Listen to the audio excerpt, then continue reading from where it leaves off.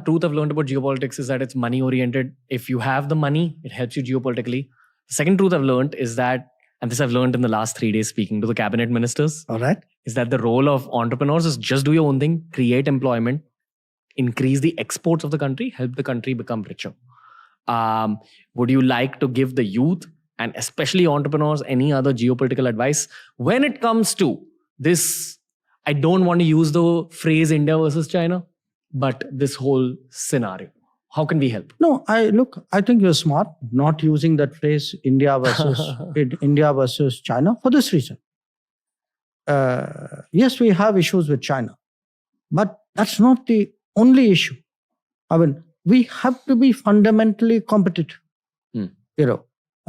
If I do not have the factories, if I do not have the as you say, the entrepreneurship, the businesses, the startup, the agriculture, the infrastructure, it's not just the Chinese. The rest of the world will also run over me. So, it is at the end of the day, there are roughly 200 nations in the world. Okay, maybe about 125, maybe much smaller. Okay, after that, once you start grading them, there will be a zone. Okay, there'll be a zone of countries who constantly compete with each other. They could even be friends. The US and Europe are friends. They compete like hell. Okay, so you'd have a Europe, you'd have an America, Russia, China. Then you add, maybe countries who are economically smaller than us, but they would compete in certain fields. So, say, for example, you have a Vietnam.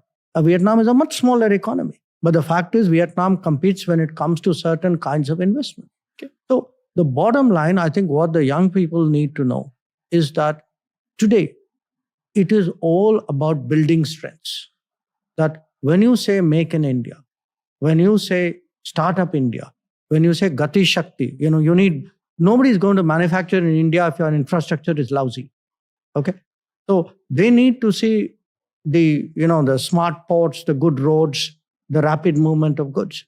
Now, if you have to do all this, if you really need to create jobs, to me, at the end of the day, it's all about creating jobs and opportunities. There are many roads to it. Even foreign policy, I would say, especially foreign policy, is one road, which is our job is also to market India, to brand India, to make India a magnet so that the rest of the world says, okay, these are responsible guys, these are safe guys, let's go and do business. They're not going to steal your stuff. Okay.